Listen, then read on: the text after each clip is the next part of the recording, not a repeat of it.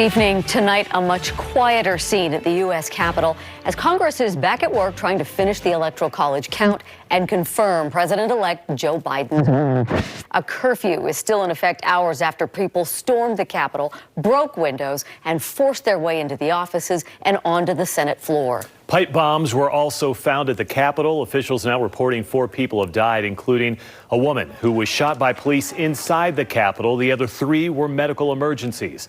A number of arrests have been made. Despite the chaos, Congress has returned to the floor to continue certifying President-elect Joe Biden's victory. Right now, both the House of Representatives and Senate are together going through each state certifying the Electoral College votes. Tonight, the Senate has overwhelmingly denied a challenge to Biden's Electoral College victory in Arizona. That means Arizona's results will stand. Many GOP senators had planned to support the objection. They reversed course after today's events. The House also denied the challenge, but more than half of the House GOP backed the effort. We have live team coverage of the protests at the U.S. Capitol and here at our own Capitol. Yeah, we do begin with political specialist Ladd Egan, who has reaction now from Utah's lawmakers on the protests and the count. Ladd? Members of Utah's congressional delegation rushed to safety when the Capitol was breached. And tonight, when Congress resumed, we heard strong words from Utah's 2 senators.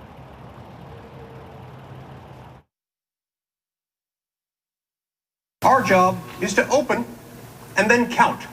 Open, then count. That's it. That's all there is. No congressional audit is ever going to convince these voters, particularly when the president will continue to say that the election was stolen. The best way we can show respect for the voters who are upset is by telling them the truth. Romney called what happened today an insurrection incited by the president.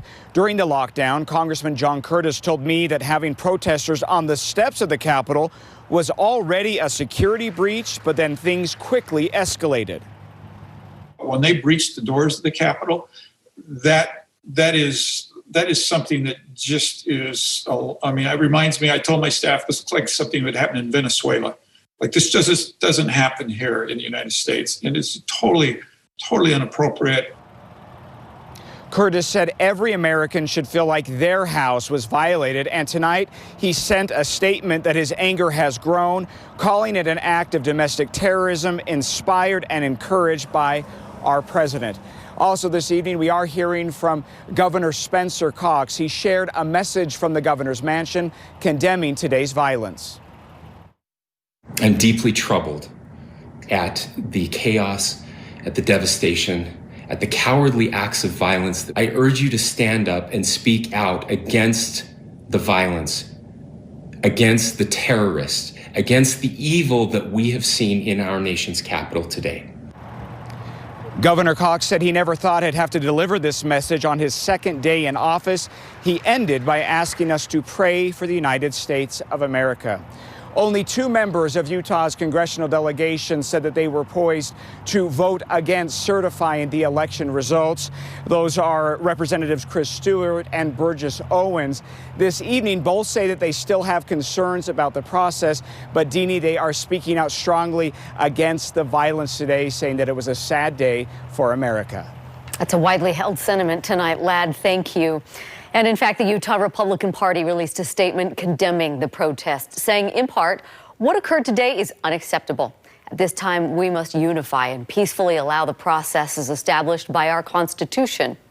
On the other side of the aisle, the Utah Democratic Party said in a statement, quote, we call upon all of Utah's leaders and upon all Utahns to join together in support of a path forward without additional violence and sedition.